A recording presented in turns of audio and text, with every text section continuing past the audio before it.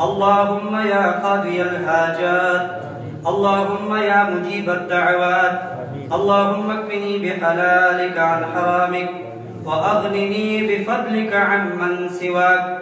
اللهم إني أعوذ بك من عذاب القبر، اللهم إني أعوذ بك من فتنة المسيح الدجال، اللهم إني أعوذ بك من عذاب جهنم، اللهم إني أعوذ بك من عذاب جهنم، اللهم إني أعوذ بك من عذاب جهنم، اللهم آجرنا من النار، اللهم آنس وحشتي في قبري، اللهم ارحمنا بالقرآن العظيم واجعله لنا إماما ونورا وهدى ورحمة.